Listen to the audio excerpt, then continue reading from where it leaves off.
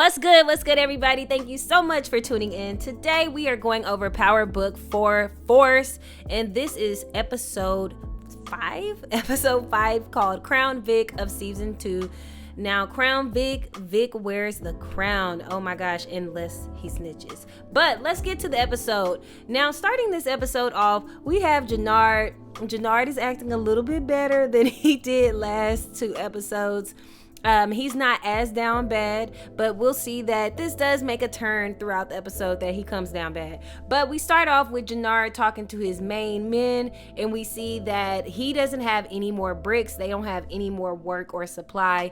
And his people are basically telling him that you're washed up in the street and your reputation is also washed up in the streets because everybody is talking about how you on that stuff, and people are not effing with people that get high off of their own supply.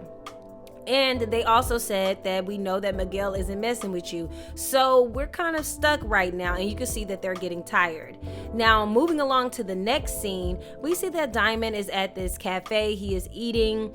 And while he's eating, there's an employee that approaches him, a waiter that approaches Diamond and tells him that Sid, which is his father that we learn later on in the episode, is in hospice and he is dying, and tells Diamond that he should go visit him. Now, Diamond is not cool with his dad, and we will learn later in the episode why he's not cool with his dad. But while he is trying to eat and talking to this employee, there is a group of men that come in and just spray the place down. They end up taking out the chef. Come on, imagine going to Waffle House. I mean, that's not too far of a stretch because we all know Waffle House. But imagine that, and then the chef just ends up getting got. It's a sad story, but Diamond does know who these people belong to because they did say, you a CBI killer, blah, blah, blah.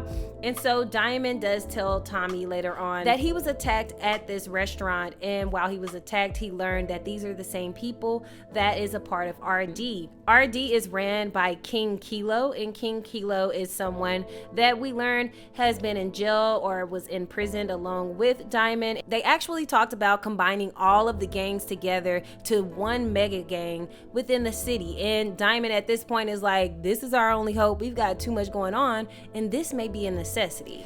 Now, of course, we do see that Diamond ends up getting his homegirl, the CEO. We see her coming back. She gives King Kilo, who's still in prison, a phone, and that is where Diamond contacts him and says, hey, remember our utopia, our gang utopia that we wanted to create? I think we should create it. And he makes a deal with King Kilo. Tommy is excited, cool, but Tommy gets a little bit afraid because Diamond tells Tommy that he needs to keep an eye out on D-Mac. He needs to handle it. We can't have him talking because remember, D-Mac took out a cop in the last episode. Really, D-Mac has an expiration date right now, according to Diamond. And Tommy knows that. He knows how the streets are ran, and he knows what Diamond is trying to tell him. So this already confirms what was in his head when he was talking to D-Mac at their home, saying, hey, you need to stay inside. It's just not safe for you.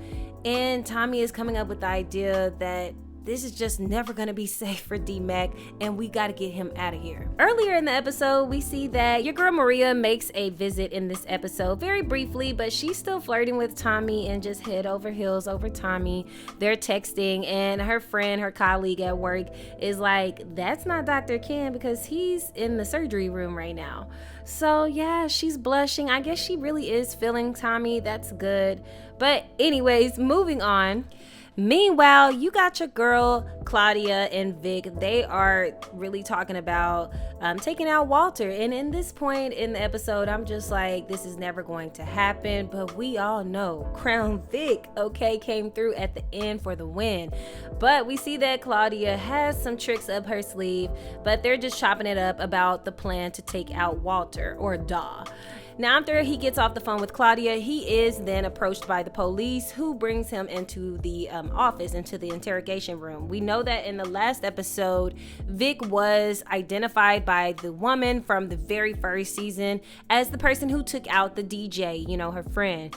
And so Vic is under fire right now. And at first, I'm like, okay, Vic, we're good. We're holding our own. He's holding his own. But we see the switch up at the end of the episode. And I'm not too mad at it depending on what it is. Now, moving along, we see that Janard, this man goes into someone's territory. Now, I don't know why this woman's crew did not have her back, because clearly somebody got out of the car. And then Janard completely, quickly rolled up on her, opened the door, went inside, because he has to get these bricks for his crew. If he does not, Janard is at risk of losing his crew.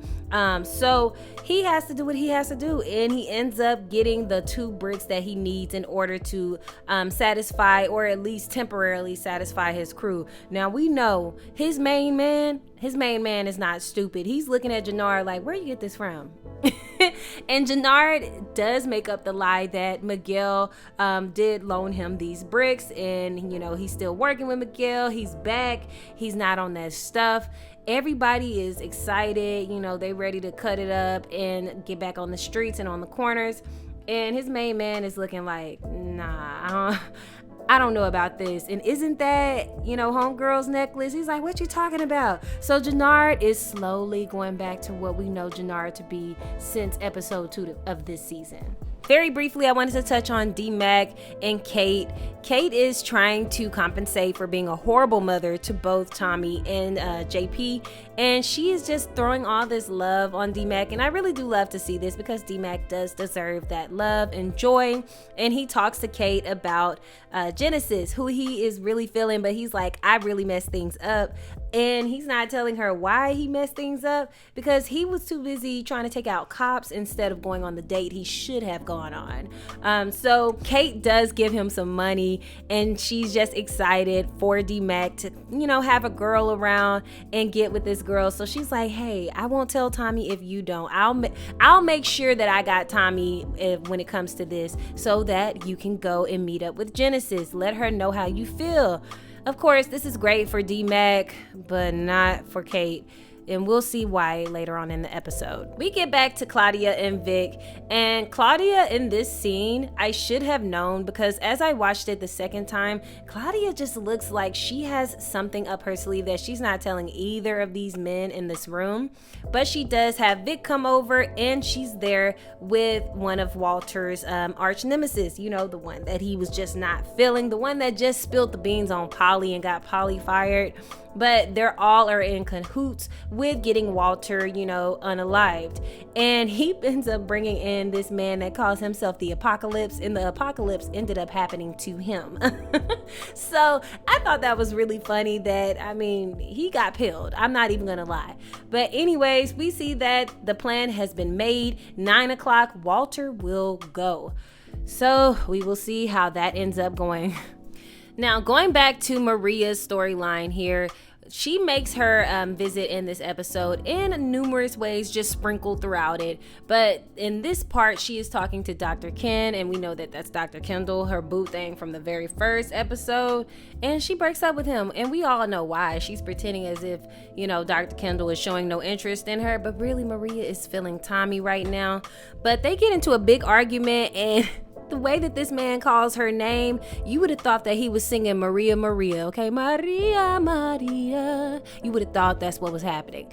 But he made the wrong mistake of putting his hands on Maria while she was walking out. And we know that Maria can't drive. And it seems as though her brother was the one that came to pick her up. And Miguel does not play that about his family. So he sees this happening, and he asks Maria, are you good? Do you want me to go handle him? She tells him no, but Miguel is a top boss. He's a top dog. He's going to do what he wants to do.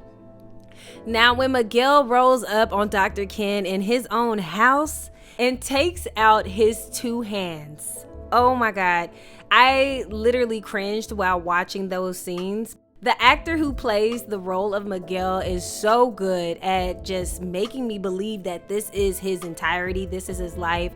It's something about those cartel leaders on Power that just does it for me. But he does end up harming Dr. Ken. And I think that Dr. Ken is going to start to put two and two together. So I don't think this is going to go well for Maria later on, because Miguel was outside. I don't know if Dr. Ken did see him, but I think somehow in the season that Miguel will be spotted by Dr. Ken and realize that, okay, Maria sent her brother after me. Moving along, we see that Claudia is with Doyle. Doyle is, of course, the arch nemesis of Walter, and it wouldn't be Power without an episode of some sex. So we do see that Claudia ends up, doing it with Doyle, and I do love what this represents, because Claudia has been sexualized, and the misogyny that has gone on with Claudia when she is she's the brains behind the operation, but yet she's always undermined. And this scene represents how undermined she is as a woman in her business. So she does end up, giving it up to Doyle, even though clearly in the reflection she does not want to. This episode, and honestly this entire season, the directors are doing what they're supposed to do. They are doing a phenomenal job at the reflections. I really love that. That's kind of the theme of this season, is showcasing their characters' emotions through the reflections. And you can see Claudia's reflection through the glass that she's brainstorming right now. Like, she's there and she's sleeping with Doyle, but she's not really present up there. So I did love what this represent. And then afterwards, Claudia does get done, and he's done quite quickly, might I add, but she does get done, and she's like, oh, I can't wait to take over the Flynn organization. Doyle had to bring her back to planet Earth and let her know that this misogynistic world that you're in, especially with our culture, they're not going to embrace you as a woman. Vic, as long as he's still alive, is still going to be the top dog, and he's still going to be sought after to take over the Flynn organization. This does trigger something within Claudia that we have not seen. This is the very first time that we see Claudia really break. She's been pretty much a badass throughout this entire series, and this is the part where we start to see her become fragile and vulnerable, and we start to see the little girl within her. Now, briefly, we go to Shanti. She makes her presence in this episode. This is the only time that she makes her presence in it. She's talking to Janard, and she's just letting him know, before she lets him know about her dad, she's like, are you on that stuff? I mean, this has been the running topic throughout this episode. Janard is on that stuff. And Shanti basically tells him that his father is in the hospital. Janard gets messed up by hearing this news, and honestly, I think this is what drove him to go to that house and partake in some extra party drugs that he had not been doing before. And as we talk about Sid, we do see who Diamond and Janard's father is, and he's a piece of work, okay? Diamond and Sid exchange some pretty harsh words with each other, and it leaves off with Sid, coughing up half of his lung and telling Diamond to get the freak out. We know that Diamond comes back later on, and they kind of have that last moment of just a bonding between a father and a son, what should have always been. Now, while Diamond is in the hospital with Sid that second time, we do see that that's when Janard comes over there, and Janard is not ready to confront his brother yet. So that, coupled with Sid being in the hospital to begin with, is like, okay, I'm gonna go ahead and I'm gonna go off edge. Let me get me some. I need to get high right now to escape from this madness, this world that I'm living in. Okay, now we're getting down to the nitty gritty, my favorite people, and that's the Flynns. Claudia is, post sex with Doyle, and Doyle tells her that they have moved up the time that they're coming to see Walter, or shall I say coming to alive Walter, and to make sure to get Vic out of there and whoever else is in there, because the apocalypse was assigned to kill anybody that is in the house or in the vicinity. So they end up moving up the time to 8:30, and Doyle tells Claudia, make sure you let your brother know so he can get out of there. Claudia does not do that. Claudia goes on with the plan. She actually calls Vic and lets him know that everything is still off with a hitch. We'll see you at 9, and then I'll meet you over at Finme's or Michi's or something like that. The pub. And so this is where everything starts going down. Vic comes to the house and guess who's there? It is like a dream. Honestly, I thought this was gonna go a completely different way because last we seen Walter and Polly was not on good terms with each other. So it was interesting to see that Walter was kind of turning over a new leaf and was trying to be nice to his son and trying to be nice to Polly. And I guess he kind of knew his time was coming, you know? So this is where everything popped off. Vic does see that this has started a little bit too early and he tries to get Polly out many times, but Polly is a writer at the end of the day. He is writing for the Flynn organization. He actually loves his brother-in-law despite everything that's been done to him. This is what he's writing for, and Polly unfortunately gets got in the midst of trying to protect and defend the Flynn's house, and we see that the apocalypse got knocked the hell out. I'm sorry, but I'm gonna keep making fun of that because he was so for sure that he was the greatest assassin in the world, and he got clipped by Walter Flynn. But we knew Walter was badass, and the only way that Walter was gonna go out was by his family members, and Vic was the one who took him out in cold blood. I mean, right in the eyeball. Vic did his thing today. He took one for the team, and I appreciate it. Now we briefly go back to Tommy and JP, and Tommy finally confesses to JP what D-Mac has done that was so bad, because JP is still kind of in his feelings about how Tommy has been treating him. But after Tommy tells JP that D-Mac took out a cop, now JP is going crazy. He's losing it because he's like, this is all your fault, and Tommy is not trying to hear that. Tommy goes into his straight ghost bag and he tells him, look, we got to take care of it and you got to shut the hell up. And JP says, what about Kate? Kate can't know anything about what's going on. Now, initially, I really thought that Tommy was taking out D-Mac. But then I said, no, it can't be because Tommy does not touch kids.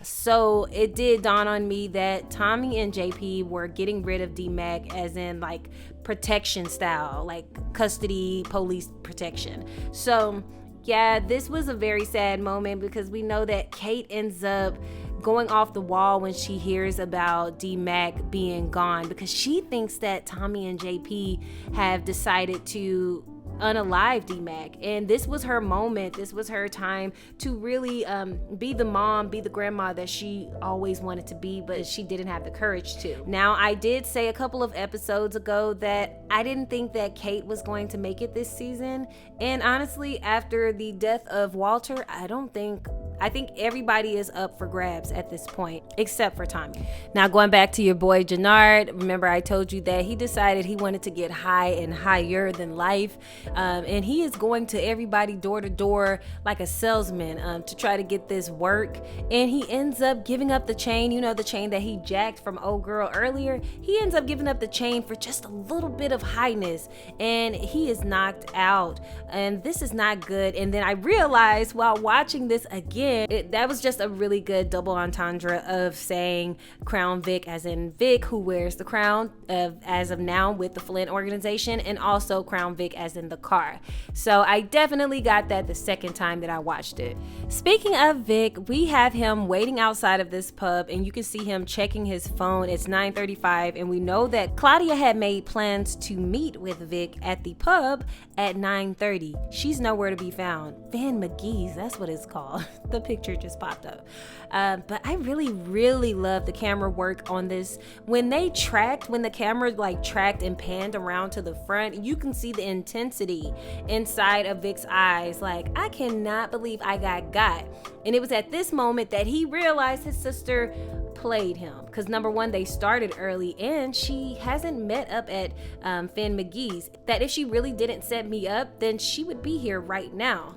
So everything is really starting to add up for him right now. The math ain't mathin', but when he goes to visit Claudia and realizes that she knew about the time being moved up because Doyle had mentioned, hey, I told you to make sure that, Vic knew to get him out in time. Now, before Doyle realized, it was so quick that he realized that, oh shit, Oh snap, Claudia has played me. He was gone and on the floor, and Claudia was trying to cover her tracks, and as you can see, she looks like a scared puppy. She is the little girl that we thought that she was gonna be throughout this whole episode, as she started to crumble and become more vulnerable at the thought of Vic taking over this organization after her hard work at devising this insane plan to take out Walter. But Vic ain't stupid. He knows what's going on. Now we briefly cut to D-Mac and we see what Tommy and JP were on to all along. We see that Big Smurf came in and I mean snatched D-Mac up before he had the chance to even come to Genesis.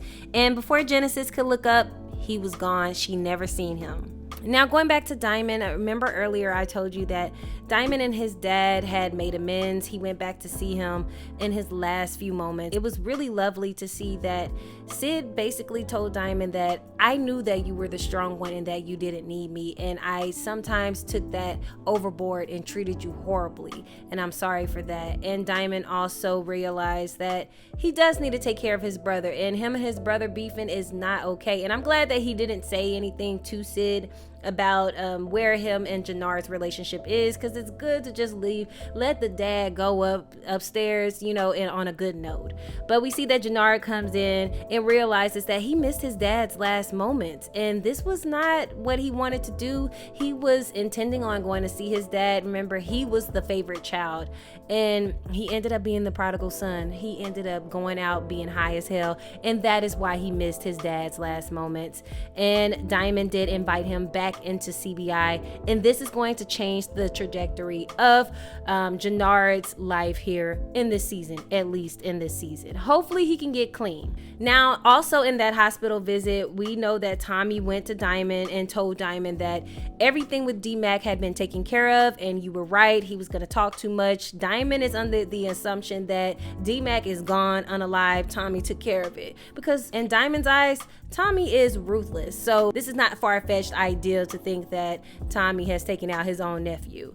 But Tommy did pretend as though he took out his nephew, and he told Diamond that I think we should move on King Kilo and make this thing happen. Now, the last scene of the episode is your girl Stacy. I was waiting on seeing that sly smile from Stacy as Vic walked on in and basically proclaimed that he was going to snitch.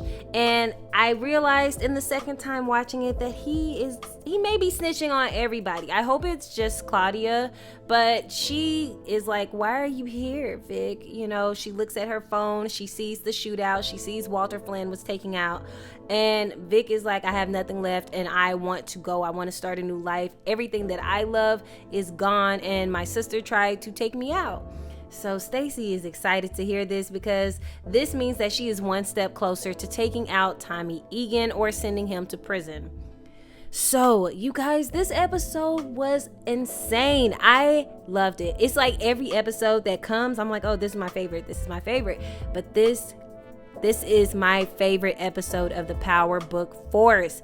It was so good. I mean, I honestly didn't expect any of it to go down, and I'm so happy that it did.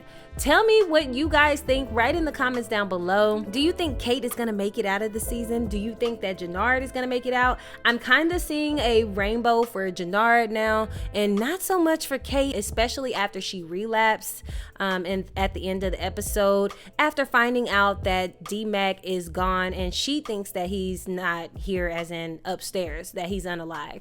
So tell me what you think down below. Thank you guys so much for your patience and for tuning in. I'll see you next time on The Writer's Room.